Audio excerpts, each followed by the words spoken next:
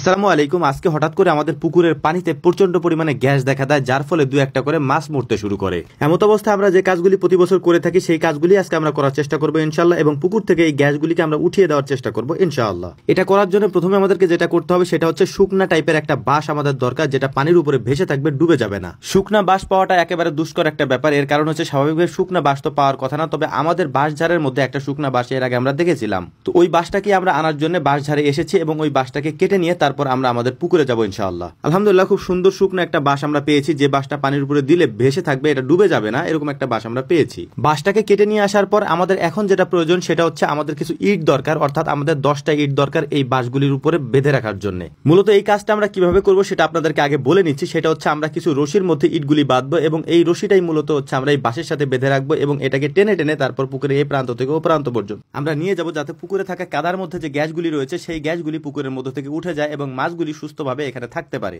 কিন্তু এই কাজগুলি করার জন্য পুকুরে অল্প পানির প্রয়োজন ছিল, কিন্তু পুকুরে পানি যেহেতু বেশি সেহেতু আমাদের এই কাজগুলি করতে একটু কষ্ট হবে, যে কারণে আমরা নৌকা থেকে পানি সেচে তারপর হচ্ছে যে নৌকাটা দিয়ে কাজগুলি করার চেষ্টা করব ইনশাআল্লাহ। স্বাভাবিকভাবে আমাদের পুকুরে এখন যে সাইজের মাছগুলি রয়েছে এই সাইজের এক একটা মাছ যদি মারা যায় তাহলে আমাদের অনেক বেশি লস হয়ে যাবে, অনেক বেশি ক্ষতি হয়ে যাবে, কারণ মাছগুলির সাইজ আলহামদুলিল্লাহ এখন বেশ বড়। এই মাছগুলি এখন আমরা বাজারজাত করতে পারবো, তবে আলহামদুলিল্লাহ আমরা চেষ্টা করছিলাম যে আমরা আরো বেশ কিছুদিন পরে মাছগুলি বাজারজাত করব, যাতে করে মাছগুলির গ্রোথটা আরো একটু বেশি বড় হয়, যাতে করে আমরা বাজারে এটার ভালো দাম পাই। তো দেখতেই পাচ্ছেন শুকনা যে বাঁশটা আমরা নিয়ে এসেছিলাম এই বাঁশের মধ্যে রশি দিয়ে তারপর ইটগুলি আমরা বেঁধে নিয়েছি এবং 2-3 হাত পর পর একটা একটা ইট আমরা বেঁধে দিয়েছি, যাতে করে এটাকে সুন্দর করে স্মুথলি আমরা পানির মধ্যে দিয়ে টেনে নিয়ে যেতে পারি। এটাকে যখন আমরা পানির মধ্যে সুন্দর করে টানতেছিলাম তখন দেখতেই পাচ্ছেন যে এটার পেছন থেকে আস্তে আস্তে কাদার ভেতর থেকে গ্যাসগুলি কিভাবে উঠে যাচ্ছিল।